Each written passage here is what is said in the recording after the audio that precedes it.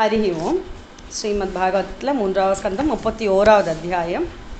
நம்ம என்ன 30ல் பார்த்தோன்னா, இப்படியே லௌகீகத்தில் உழண்டுருக்கவளுடைய ரொம்ப மோசமான நிலையை பார்த்தோம். நரகத்துக்கு சென்று அனுபவிக்கின்ற அந்த ஜீவனுடைய ஹிம்சை இல்லையா, அதையெல்லாம் பார்த்தோம்.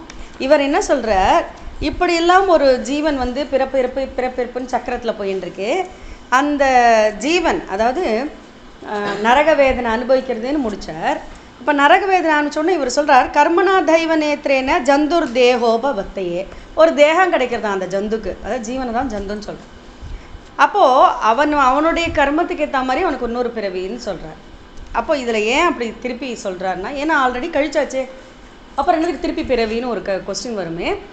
அந்த பாவ புண்ணியத்துக்கு ஏற்றாற் போல் அவனுடைய பாப்பங்கள் நிறைய இருக்கிறதுனால நரகத்தில் அனுபவிக்க வேண்டியதெல்லாம் அனுபவிச்சுட்டு திருப்பியும் மனித பிறவியாக வரானாம். அதை அவர் சொல்கிறார். ஒரு பெண்ணினுடைய கர்ப்பத்தை அடைகிறார். இப்போ இந்த இது பார்த்தேன்னா, இப்போத்துக்கு கைனகாலஜிஸ்ட்டை கேட்டிங்கன்னா அப்படியே இது வில் பி ஸ்டண்டு. எப்படி வந்து இந்த சிசு வருது இல்லையா கர்ப்பத்தில், ஒரு நாள் அந்த வளர்ச்சிக்கு பாருங்க, அது அப்படியே சொல்லியிருக்கோம். அவ்வளோ அழகாக பெண்ணினுடைய அந்த கர்ப்பத்தை அடைந்த அந்த விந்து இருக்குது, அது என்ன, அது வந்து ஒரு நீர்க்குமிழி மாதிரி இருந்து 5 நாட்களில் அப்படி 10 நாட்களில் கொஞ்சம் கொஞ்சமாக வளருது. அது இழந்த பழம் அளவுக்கு வருது. அந்த கரு வளர்த்து அப்படி இப்படியே சொல்கிறார். ஒரு மாசேத்து ஷிரோ, ஒரு மாதத்தில் ஷிரம் வந்துடுது. துவாப்பியாம் பாகு அங்கிரி, காலு கையெல்லாம் 2வதுல வந்துடுது. அப்படி ஒன்றொன்றாக 3வதுல வந்து அதோடைய நகம், அஸ்தி, எலும்பு, மஜ்ஜை இதெல்லாம் உருவாகிறது. ரோமங்கள், அதோடைய லிங்கம் தெரிய ஆரம்பிச்சுடுது. ஆனா பெண்ணான்னு ஸ்கேன் பண்ணால் சொல்லுவான்னு சொல்கிறா இல்லையா. அடுத்து 4வது மாதத்தில் 7 தாதுக்கள், அதாவது அதோடைய அதில் இருக்கிற ரத்தம், மசில் ஃபைபர் அதெல்லாம் உண்டாகிறத சொல்கிற. அடுத்தது 5வது மாதத்தில் அதுக்கு பசி தாகலாம் ஆரம்பிக்கிறதான். 6வது மாதத்தில் அப்படியே அதை வந்து அந்த ப்ளசண்டால் அப்படி சுற்றிண்டு வளர ஆரம்பிக்கிறது. அது வளருது, சுழல ஆரம்பிக்கிறது. சொல்லுவாள் மூமெண்ட்டே இல்லைன்னு சொல்லிட்டு செக்கப்லாம் பாருங்க, அப்படியே இருக்கும் டிட்டோ. இதில் நம்ம வந்து அனுபவிச்சிருப்போம், ஆனால் சொல்ல தெரியாது. அதை இப்போ நம்ம பார்க்க போகிறோம். அந்த அம்மா சாப்பிட்றதுனால சூடாக சாப்பிடுவா, காரமாக சாப்பிடுவா, அதனால அந்த சிசு அவ்வளோ ஒரு நரக வேதனை அனுபவிக்கிறதான் கர்ப்பத்திலேயே. அதனால தானே ரொம்ப புளிப்பு, ரொம்ப காரம், ரொம்ப சூடாலாம் சாப்பிடக்கூடாதுன்னு. அதுக்கு அவர் சொல்கிறார், கடு தீக்ஷ்ண உஷ்ண லவன, ஒரு பயங்கரமான உஷ்ணம், சூடாக சாப்பிட்டா அந்த கருப்பையில் இருக்க குழந்தையும் பண்ணுறது. லவன ரூக்ஷாம் அதிபிர் உல்பனைஹி மாத்ரு புக்தை, அவன் மாத்திரை என்னென்னலாம் சாப்பிட்றாளோ அதெல்லாம் அதோடைய சர்வ அங்கமே அதனால் நொந்து போய்டுறதான். அந்த கருவில் இருக்க குழந்தை அவ்வளோ வேதனை அனுபவிக்கிறது. நம்ம என்ன சொல்கிறோம், மனுஷனாக பிறக்கிறதே அரிதுங்கிறோம். மனுஷனாக பிறக்கிறதுக்கு முன்னாடி இருக்க கட்டத்தை சொல்கிறார்.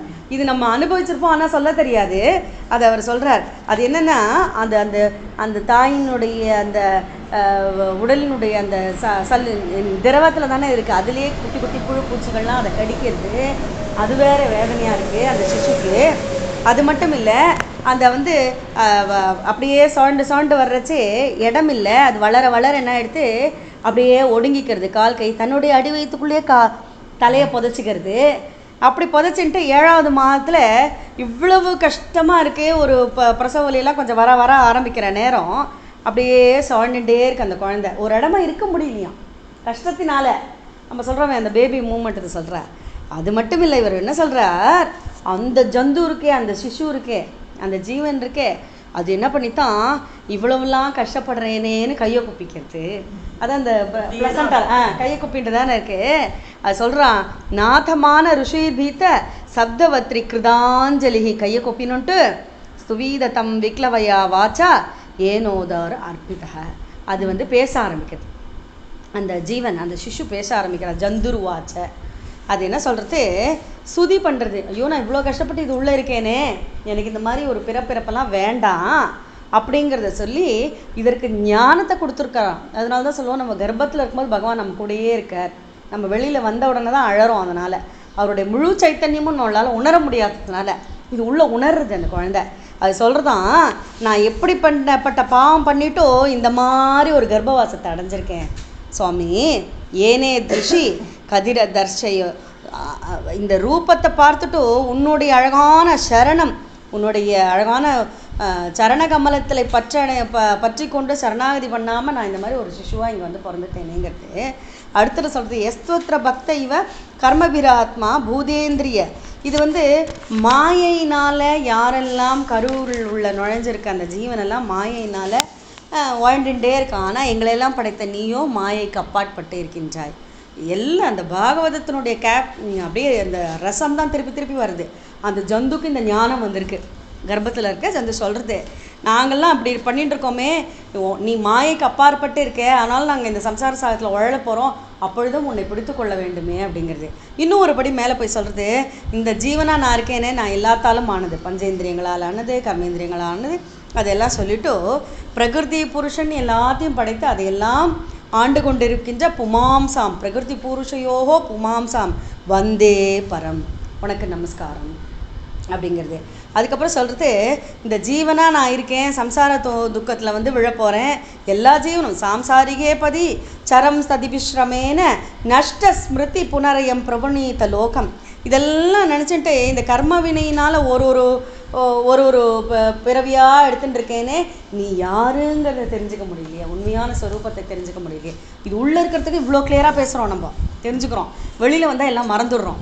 அது நல்லா நீங்கள் பார்க்கலாம். ஒன்றுன்னா அது மாதிரி ஞானம், அதாவது நான் ஜீவனாக இப்போ பிறந்திருக்கேன், நீர் என்னென்னா நீரே எல்லா திரைகாலியும் 3 காலங்களையும் நிலையாக இருப்பவர் நீர். தம் ஜீவ கர்ம பதவீம் அனுவர்த்தமான தாபத்ரயோபசமனாய. தாபங்கள் இருக்கு இல்லையா, நமக்கு எல்லாருக்கும் 3 விதமான தாபங்கள், ஆதி தெய்வீகம், ஆத்தியாத்மிகம், ஆதி தெய்வீகம், ஆதி பௌதிகம்னு 3 தாபங்களையும் தொலைச்சுட்டு பகவானை சேவிக்க வேண்டாமா அப்படின்னு இந்த ஜீவன் சொல்கிறது. இந்த தாபங்களை எல்லாம் நீக்கி வயம்பஜேம, நாம் எல்லோரும்னு எடுத்து, தனியாக இல்லை, வயம்பஜேமன்னு. அதுக்கப்புறம் சொல்கிறது, ஏனே திருஷிம் கதிமசௌ தசமாச ஈஷ. இந்த மாதிரி கதி எப்படி தெரியுமா, 10 மாதம், அந்த ஜீவனுக்கு 10 மாதம் கழிச்சு தானே இந்த கர்ப்பத்துலேருந்து வெளில வருது. இந்த கதியில் இருக்கிறச்சே உன்னுடைய கருணையினால தான் நான் இது மாதிரி இருக்கேன், உள்ள ஜீவனாக நான் பேசின்னு இருக்கேன்றதே பகவானுடைய கருணையினால். ஸ்வேனைவ துஷ்யது கிருதேன தீனதா நாத்தாக கோ நாம் தத் பிரதி வினாஞ்சலிமஸ்ய குறியாத்து. நீ எனக்கு இவ்வளவு ஒரு பெரிய ஒரு பிரதிபாரம், நான் என்ன பண்ணுறதுன்னு தெரியல, இவ்வளோ ஒரு ஞானத்தையும் கொடுத்து நீ எனக்கு உயிரையும் கொடுத்து என்னை உன்னை ஸ்மரணை பண்ணுறதுக்கு இருக்கே, நான் இதுக்கு நான் என்ன பண்ண போகிறேன்னு தெரியலையே, பிரத்யுபகாரம் என்ன பண்ண போறேன்னு தெரியலையேன்னு சொல்லிவிட்டு நான் என்னுடைய நமஸ்காரத்தை ஏற்று மகிழ வேண்டும்னு கையை கூப்பின்னு இருக்கான். அப்புறம் சொல்கிறது, எல்லா ஜீவஜாலங்களும் பஷ்யத்யம் திஷுனயானனு சப்தவத்ரி சாரீரகே தம ஷரீரிய பர ஸ்வதேகே. எல்லாருக்கும் ஒரு தேகத்தோடு கூடிய ஒரு ஜந்துவாக பிறக்கிறதுனாலே அது என்னென்னா பகவானான புராண புருஷனான உன்னால் தான் அப்படிங்கிறது. அதுக்கப்புறம் சொல்கிறது, இந்த ஜீவன் நான் இங்கே இப்படி இருக்கேனே, எதில் இருக்கேன், சோகம் வசன்னபி விபோ பகு துக்க வாசம், ரொம்ப துக்க வாசத்தில் தான் நான் இருக்கேன், 10 மாதம் ரொம்ப கஷ்டப்பட்டுன்னு தான் நான் இருக்கேன். அந்த ஜீவன் சொல்கிறது, எத்ரோபயாது உபசர்பதி தேவமாயா மித்யாதிர்ய தனு சம்ஸ்ருதி சக்கரம் ஏதத்து. இந்த உடலில் வந்து இந்த தனு இருக்கேன், இந்த தனு வந்து நான் தான்னு நினச்சிட்டு நான் இப்போ இது வரைக்கும் நினச்சிட்டு இருக்கேன் உன்னை, இதுக்கப்புறம் எனக்கு இந்த சரீரம் தான் என்னதுன்னு நினச்சிட்டு இந்த சம்சார சாரத்திலேயே உழண்டிருக்க போகிறேனே, நான் என்ன பண்ணுறதுன்னு கேட்குறது. அடுத்து சொல்கிறது, தஸ்மாதகம், அதனால் விகத விக்லவ உத்தரிஷ்ய ஆத்மநாமாசு தமசக சுஹுர்தாத்மனைவ பூயோ யதா வியசனமேத தனேகரந்திரம் மேம பவிஷ்யத்து பசாதி விஷ்ணுபாதக. நான் இவ்வளோ கஷ்டப்பட்டு இருக்கேன், விஷ்ணு பாதத்தை நான் பிடிச்சிப்பேன், இனிமேலும் இந்த மாதிரி கஷ்டப்பட்டு ஒரு கர்ப்பத்துக்குள்ளே வராமல் இருக்கிறதுக்காக அப்படின்னு சரணாகதி பண்ணிடுறது. அந்த ஜீவன் சரணாகதியே பண்ணிடுறது. கபிலர் சொல்கிறார், இந்த மாதிரியெல்லாம் ரொம்ப ஏவம் கிருத மாதிரி கர்ப்பத்தில் இருக்கச்சு இப்படி தான் இருக்கான், ஆனால் வெளியில் வந்து அப்படி இருக்கானா, இல்லையா, கர்ப்பத்தில் இருக்கச்சு இப்படி தான் சொல்கிறான். அவன் கர்ப்பத்துலேருந்து சரி வெளியிலையும் வந்துட்டு அந்த சிசு அப்படி வெளியில் வந்த உடனே அந்த ஒரு செகண்ட் அந்த மூச்சு காய்ச்சி போய் அப்படி வருது இல்லையா, அந்த ஒரு க்ஷணம் அது வந்துடுத்து, வெளியில் வந்த உடனே ஒரு அழுது, ஏன்னா அந்த ஞானம் எல்லாம் போயிடுறது, அதனால தான் நம்மலாம் அழறோம். அதே நம்மாழ்வார் சுவாமி அழலை, சடம்ங்கிற அந்த வாயுவை மிதித்து தள்ளி அந்த மோன நிலையிலே இருந்தார். ஏன்னா அவருக்கு அந்த ஞானம் இருந்திருந்தது, நமக்கெல்லாம் இல்லை. அவர் அழலை இல்லையா, அந்த ஞானத்திலேயே இருந்தார். அப்போ அந்த ஞானம் எல்லாம் மறைஞ்சு நமக்கு என்ன தெரியுமா தோன்றதான், ரோரு யதி கதே, நம்ம அழறோம், இந்த தேகம் மட்டும்தான் நம்மளுதுன்னு நினச்சிட்டு நம்ம அழகிறோம். அப்போ இந்த தேகத்துக்கு உரிமையாளன், இதுக்கு வேண்டியதெல்லாம் நான் தாங்கிற எண்ணம் வந்துடுது. அடுத்தா இந்த குழந்தைய இதில் இன்னும் ரொம்ப அழகாக சொல்கிறேன். இந்த குழந்தைய வளர்க்குற அம்மா, வளர்க்க தெரியாத அம்மா வளர்க்குறாளாம். என்ன வளர்க்குறான்னா, பரச்சன்னம் தவிதுஷா புஷ்யமானோ ஜனீனச அனபிப்ரேத மா பன்னக பிரத்யக்யாது மனீஸ்வரக. அது அப்படியே அழருது. அழுந்த உடனே அதுக்கு பசியில் அழருது. பசியில் அழும்போது வயிற்று வலின்னு சொல்லிட்டு ஒரு மருந்து கொடுத்துட்றா என்ன. அதுக்கப்புறம் திருப்பி அழருது. என்ன வயிற்று வலி வரைச்சி அழருது, பசின்னு சொல்லிட்டு பால் விட்டுறா. சரி அம்மா எனக்கு இது பால் வேண்டாம், எனக்கு வந்து வயிற்று தான் வலிக்கிறதுன்னு சொல்ல தெரியுறதா இல்லையே. எப்படி இருக்கு பாருங்க, எவ்வளோ ஒரு கஷ்டமான நிலை. அந்த குழந்தையால் பேச முடியல, அழுக மட்டும்தான் தெரியுது. அழுத பிள்ளைக்கு பால் கிடைக்குங்கிற மாதிரி அழுது. இல்லை எனக்கு இது வேண்டாம் அப்படின்னு சொல்லக்கூட தெரியல, அவ்வளவு கஷ்டப்பட்டு இருக்குங்கிற. இது யாரு? சாட்சாத் கபிலர் சொல்கிறார். அப்போ எல்லா ஜீவனுடைய நிலையும் இதுதானே, அது அவர் சொல்கிறார் ரொம்ப அழகாக. அது மட்டும் இல்லை, படுக்க வச்சுட்டு போகிறா. படுக்க ஷாயித்தோ படுக்கையில் போட்டுட்டு போகிறா. படுத்துட்டே இருக்கச்சு ஏதோ ஒரு பூச்சி கிடைக்கிறது. அதால் இப்படி நகர்ந்துட்டு தன்னை பூச்சி கடிக்கிறது ஆசுவாசப்படுத்திக்க முடியாதா? முடியலையே. இத்தனோட குழந்தை இல்லையா, அதுவும் முடியல, சக்தி இல்லை அதுக்கு. அடுத்தது சொல்கிறார், துதந்தியா மத்வச்சம் தம்ஷா மஷகா மத்குணாதய. இதில் இருக்கிறச்ச என்னென்னா, இந்த அதே மாதிரி பூச்சிகள், கொசு, எறும்பு என்னெல்லாம் வந்து கடிச்சுட்டு இருக்கு. அதுக்கு கிருமி கம்யதா, என்ன கிருமிகள்லாம் வந்து கடித்தாலும் என்னன்னு அம்மா என்னை கடிக்கிறதுன்னு சொல்ல முடியல அதால். ஆனால் அழறதுங்கிறார். அதுக்கு மட்டும் இல்லை, அது அப்படியே வளர்ந்து வரதான். இத்தியேவம் சைவம் புக்த்வா துக்கம் பௌகண்டமேவச்ச. இந்த பௌகண்டம்ங்கிறது இந்த வார்த்தை உங்களுக்கு ஞாபகம் இருக்கும்னு நினைக்கிறேன். 5 வயசு நாராயணியத்தில் 5 வயசு ஆனோடனே கிருஷ்ணன் அம்மா இனிமேல் நான் கண்டுக்குட்டியெல்லாம் மேய்க்க மாட்டேன், நீ பசு தான் மேய்ப்பேன்னு சொல்லி போனான். கொம்பும் குழலாம் வச்சுட்டு இல்லையா. அதை பௌகண்ட வயசாகிடுத்து. 5 வயதுலேருந்து 16 வயது இருக்கிறது தான் பௌகண்ட வயசு. அப்போ இந்த குழந்தை வளர்ந்த உடனே இதுக்கு என்ன தோன்றதுன்னா, அதுக்கு என்ன வேணுமோ அது கிடைக்கலன்னா கோபம் வருது. நம்ம கிரகத்து குழந்தைகளோடது தானே எல்லாம், அதே ஒரே காமன் ஆச்சா. இன்னும் வயசு சக தேகேன மானேன வர்த்தமானேன மன்யுனா. அது வளர அதுக்கு ஈகோ ஜாஸ்தியாண்டி வருது. நான் கேட்டு கொடுக்கல, நான் இருக்கிறச்சா நீ எப்படி அவளுக்கு கொடுக்கலாம் அப்படின்னு கேள்வி கேட்குறது இல்லையா. அதுக்கு சுகபோகமெல்லாம் வேண்டி வர்றது. அப்படியே லௌகிகத்திலேயே மாட்டினுட்டு அகம் மமேத் எத் சத் கிராக கரோதி கும மதிர்மதி. என்னெல்லாம் வேணுமோ அது தனக்குன்னு செல்ஃபிஷ்னஸ் வந்துருது. தன்னுடைய சரீரம் உண்மை, நான் உண்மைங்கிற எண்ணம் வந்துருது. ஆனால் அதுதானே அஞ்ஞானம் இல்லையா, அது சொல்கிறார். அதுக்கப்புறம் வந்து அதுவே ததர்தம் குருத்தே கர்ம எத் பத்வோ யாதி சம்ஸ்கிருதி யோனி யாதி கொஞ்சம் கொஞ்சமாக வயசானவொடனே இந்த அறியாமையோடு அப்படியே கர்ம பலனால் என்னென்னா, அவன் நல்லது பண்ணான்னா ஒரு நல்ல பிறவி, கெட்டது பண்ணான்னா இதை விட ஈன பிறவியாக அவனுக்கு கிடைக்கின்றது. இவர் சொல்கிறார், இதனால் இவன் இதுலேயே லௌகிகத்திலேயே சவுண்டதுனால அவனுக்கு நரகம் கிடைக்கிது. பாப்பங்களை செய்து இதை ஒரே ஸ்லோகத்தில் சொல்லியிருப்பார் நாராயண பட்டத்திரி. இந்த பாலலாலி ஸ்ரீஜித்தோ பாலலாலின்னு சொல்லிட்டு ஒரே ஸ்லோகத்தில் ஒருத்தன் என்ன பண்ணுறான், மற்றவர்களை கஷ்டப்படுத்தி பணத்தை சம்பாதிச்சு வச்சுட்டு தான் பெண் பிள்ளை தன்னுடைய குழந்தைன்னு அதுலேயே இருந்து மற்றவர்களை கொடுமைப்படுத்தி பணத்தை சேர்த்து வச்சுட்டு இருக்கான், அவன் நரகத்தை அடைகின்றான்னு சொல்லி போட்டிருப்பார். இப்போ இதை வந்து அவர் கொஞ்சம் டீட்டெயிலாக சொல்கிறார். இந்த பாகவத்தில் இன்னும் டீட்டெயிலாக இருக்குது. என்னென்னா, இந்த மாதிரி என்னெல்லாம் செய்யக்கூடாததோ அதெல்லாம் செய்து அவன் நரகத்தை அடைகின்றான், வேண்டாததை செய்து கொண்டு. அதனால் இவனுக்கு ஏன் இதுக்கெல்லாம் காரணம் என்ன, மூட்டனாக இருக்கான். மூட்டேஷு ஒரே வார்த்தையில் போட்டார். என்ன மூடத்தனம்? சரீரம் உண்மை, நாம உண்மைங்கிறது தான் மூடத்தனம். சரீரம் மித்ய, பொய், இன்றைக்கி இருக்காப்புல இருக்கும், நாளைக்கு இதே இருக்காது. வெரி நேச்சுரல்ல. 5 வயசில் இருக்க ஃபோட்டோவை எடுத்து பார்த்து இன்றைக்கி நான் தாண்டான்னு அப்படின்னு நம்ம யார்கிட்டையும் ஆள் வளங்க வச்சு அவங்க நம்புவாள, அது அழிஞ்சுடுச்சு இல்லையா. கீப்ஸ் ஆன் சேஞ்சிங் இல்லையா, அது மித்திய. அப்போது இப்படி எந்த விஷயத்தையும் அழிகின்ற விஷயத்தையே பிடிச்சி வச்சுட்டு இருக்கக்கூடாது. அதெல்லாம் அசத்து. சத்து யார்? பகவான். சச்சித்தானதமாக இருக்க பகவான். அதை வந்து இந்த மாதிரி சொல்லி அவரை வந்து இது மட்டும் இல்லைப்பா, பகவான் படைத்த எல்லோருமே அலைகழிக்கப்பட்டவர்கள் தான். மனதில் கொஞ்சம் வேரியேஷன்ஸ் வரும், பிரம்மதேவர்லேருந்து ரிஷிகள்லேருந்து எல்லாரும். அதனால தான் அவர்களுக்கு இன்னொரு பிறப்பு அப்படிங்கிற. உடனே நீங்கள் நினைக்கலாம், எப்படி இன்னொரு மரீச்சியாக இன்னொரு பிரம்மதேவராகும்போது 4 யுகங்களும் ரெப்படிஷன், சதுர்யுகங்கிறோமே இந்த 4 யுகங்கள் வந்து 1,25,000 வருடங்களும் அதெல்லாம் ரெப்படேஷனாக இருக்குது. அதெல்லாம் திருப்பி திருப்பி அவர்கள் படைக்கப்படுகின்றார்கள். ஆனால் பரபிரம்மம் நிலையாக இருந்து கொண்டிருக்கின்றது. அதை அவர் சொல்கிறார் ரொம்ப அழகாக. இப்படி பெண்ணினுடைய விஷயத்திலேயே ஒருத்தன் மனசை செலுத்தின்னு இருந்தானா அவனுக்கு தர்மம்ங்கிறது என்னன்னு தெரியல. பெண்ணுன்னா பெண்ணு, உடனே ஆண் வந்து பெண் வந்து ரொம்ப ஒழுங்கான, அதாவது ஆண் வந்து பெண்ணுடைய சுகத்தையே நினைத்து கொண்டிருக்கான்னு ஒரு வார்த்தை போட்டிருப்பார். அதுக்குன்னு பெண் வந்து ரொம்ப அலைக்கழிக்கப்படாமல் இல்லை, அவளுக்கும்னு இருக்கும் சில ஆசைகள் இல்லையே. அது மாதிரி அதையே நினச்சின்னு இருக்கிறத விட்டுட்டு இந்த மாதிரி நம்ம வந்து ஒரு ஒரு உருவத்தை கொடுத்தாச்சு இது பண்ணியாச்சுன்னா நம்ம வந்து பாழங்கணத்தில் திருப்பி உழப்போகிறோன்னு அர்த்தம். லௌகீகத்தில் வாழ்ந்துருந்தா அவ்வளோதான். அதை வந்து சொல்லிகிட்டே இருக்கார்.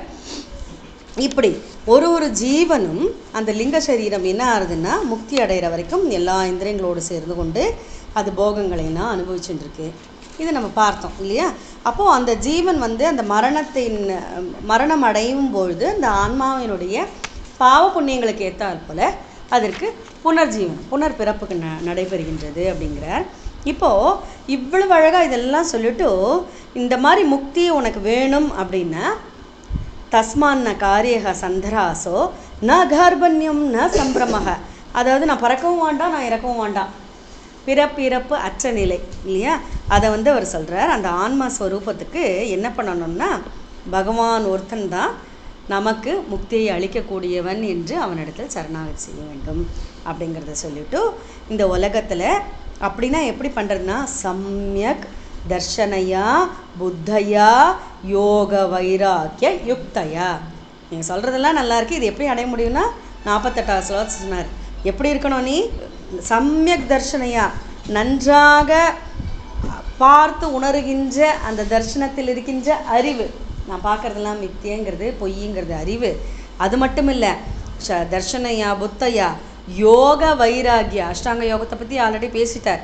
வைராகியத்தினால அது மட்டும் இல்லை யுக்தையா, சாஸ்திரங்களை ஆராய்ந்து அறிந்து அதனுடைய சாரங்களை வைத்துக்கொண்டு, இது மட்டும் இல்லை மாயா விரச்சிதே லோகே, எல்லாம் மாயைங்கிறத தெரிந்து கொண்டு இதிலேருந்து லோகே சரேனஸ்ய கலேவரம், அதிலேருந்து தன்னைத்தானே பிரித்து கொண்டு பற்றற்ற நிலையில் வாழ வேண்டும் அப்படின்னு சொல்லி முடிக்கிறார். இவ்வளவு அழகாக 31வது அத்தியாயம் சொன்னார். 32வது அத்தியாயம் பார்க்க போகிறோம். இதனுடைய பலப்பிராப்தி இது வரைக்கும் நம்ம கேட்குறோமே, அதனுடைய பலப்பிராப்தியை பார்த்தேன்னா அவ்வளவு அருமையாக சொல்லியிருப்பார் அவரே. இதையெல்லாம் ஸ்ரத்தையோடு கேட்பவனும் சொல்பவனும் படிப்பவனும் என்னுடைய பதத்தை வந்தடைகின்றான். அதனால் இன்னும் ஸ்ரத்தையோடு கேளுங்கோ. 32வது அத்தியாயம். ஹரி ஓம். அத தృతீயஸ்கந்தே ஏகத்ரிம்சோऽध्यायः.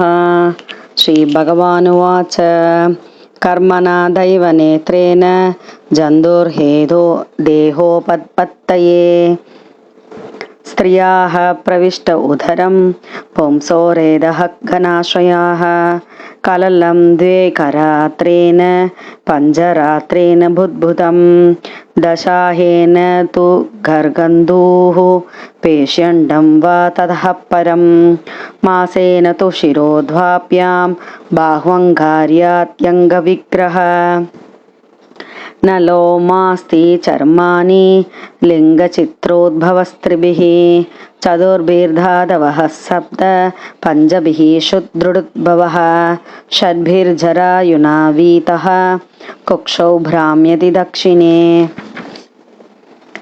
मातुर्जगद्धान्नपानात्यैरेतद्धातुरसम्मते शेते विन्मूत्रयोर्कर्ते स जन्तुर्जन्तुसम्भवे कृमिभिः शतसर्वाङ्गः सौकुमार्यात् प्रतिक्षणं मूर्छामाप्नोत्युरुक्लेशः तत्रत्यैः क्षुधिर्मुहुः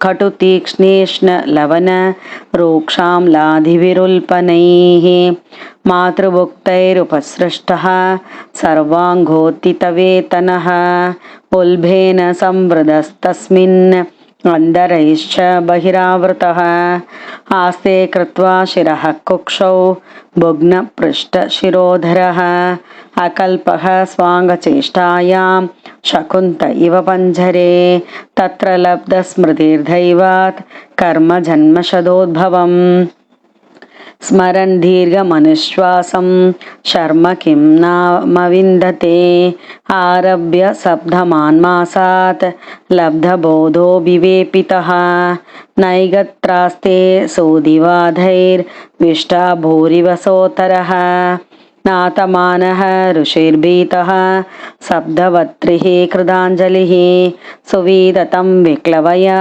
वाचा येनोधरर्पितः जन्दुरुवाच तस्योपसन्नमिवेतुं जगदिच्छयात् नानादनोर्भुवि चलच्चरणारविन्दं सोऽहं व्रजामि शरणं युगतोपयं मे येनेदृशी गतिरदर्शयस्त सधोनुरूपा यस्त्वत्र भक्त इव कर्मभिरावृतात्मा बोधेन्द्रिया शमयमयीमवलम्ब्य मायाम् आस्ते विशुद्धमविकारमखण्डबोध मादप्यमानहृदये वसिदं नमामि यः पञ्चभूतरचिदेरहितः शरीरे छन्नो यदेन्द्रियगुणादचिदात्मगोऽहम् तेनाविकुण्ठमहिमानं ऋषिं तमेनं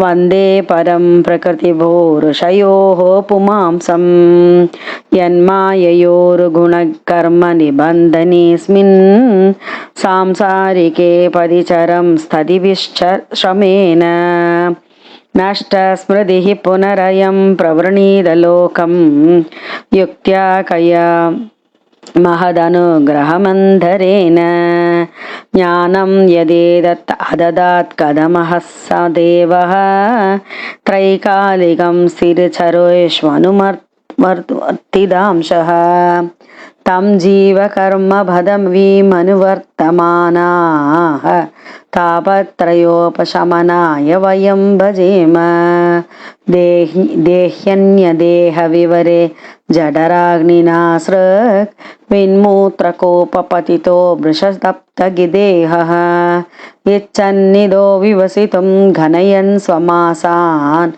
निर्वास्यते कृभनदीर् भगवन् गदानो येनेदृशीं गदिमसौ दशमास्यैष सङ्ग्राहितः पुरुधयेन भवादृशेन स्वेनैव तुष्यद् कृतेन स दीननाथः को नाम तत्प्रतिविनाञ्जलिमस्य कुर्यात् पश्यत्ययं दिशनया ननु सप्तवत्रिः शारीरके दमशरीर्यपरस्वदेहे यत्सृष्टया तमहं पुरुषं पुराणं पश्ये बहिर्हृदि च चैत्यमिव प्रदीतं सोऽहं वसन्न विविभो बहुदुःखवासं गर्भान्ननिर्जिगमिषे बहिरन्धकूपे यत्रो भयादमुपसर्पति देवमाया मिथ्यामदेर्यदनुसंसृतिचक्रमेदत् तस्मादहं विगतविक्लव उत्तरिष्य आत्मानमाशु तमसः सुहृतात्मवनैव भूयो यथा व्यसनमेदधनेकरन्ध्रं मामे भविष्यदुपासित विष्णुपादः कपिल उवाच एवं कृतमदेर्गर्भे दशमास्यस्तुवन् ऋषिः सत्यः शिबत्यवाचीनं प्रसूद्यै सूदिमारुतः तेनावसृष्टः सहसा कृत्वा वाक् शिर आतुरः विनिष्क्रामदे कृच्छरेण निरुच्छ्वासो हतस्मृतिः पतितो भुव्यसृङ्मूत्रे विष्टाभूरिव चेष्टते रोरूयति गदे ज्ञाने विपरीतां गतिं गतः परचन्द्रं न विदुषा पुष्यमानो जनेन सह अनभिप्रेधमापन्नः प्रत्याख्याधुमनीश्वरः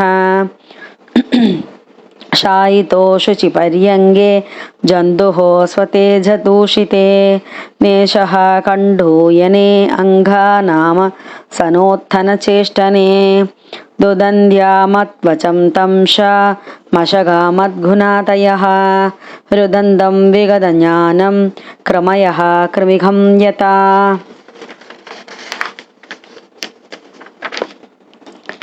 इत्येवं शैशवं भुक्त्वा दुःखं बहुखण्डमेव च